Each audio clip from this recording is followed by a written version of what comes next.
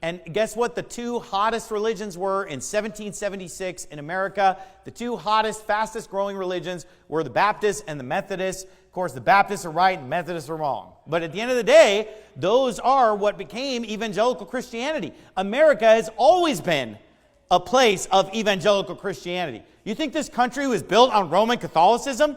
Guess what? When this country started, it was like less than 1% Catholic. Okay, and in 1776, the most Catholic place in the country was Maryland, where they worshiped the Queen of Heaven in Maryland, founded by Lord Baltimore specifically to be a haven for Catholics. Why? Because people hated Catholics so much in the other colonies, and in many of the other colonies, it was outlawed to even be a Catholic. So, try being a Catholic in Boston, Massachusetts. It's not going to work. So, basically, there were a lot of places that were persecuting Catholics. They're not allowing Catholics because they were sick of 1,000 years of Catholicism's crap over in Europe. They're like, we didn't come over here to have the exact same thing happen here that happened over there.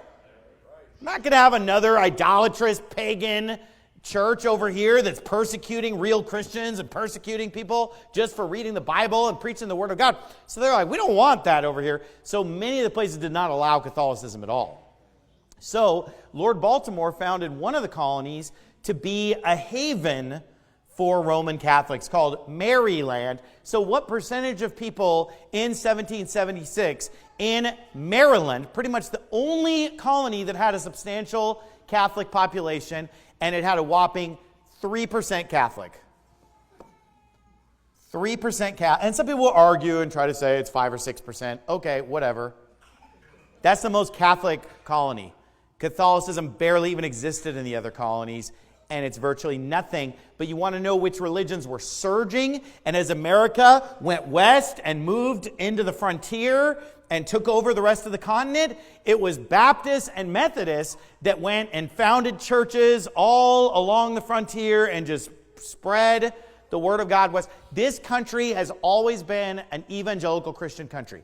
Now, you can point to the Founding Fathers and say, oh, the Founding Fathers didn't believe the Bible, or oh, the Founding Fathers are Freemasons, or whatever. But here's the thing. There's always been a difference between the people in government and just the people, the citizens. Well, guess what? Even if a lot of the founders of our country were not Bible-believing Christians, guess what? America has always had a lot of people that are Bible-believing Christians. And even to this day, I think right now in America, about 50 million people identify as Baptists right now in America.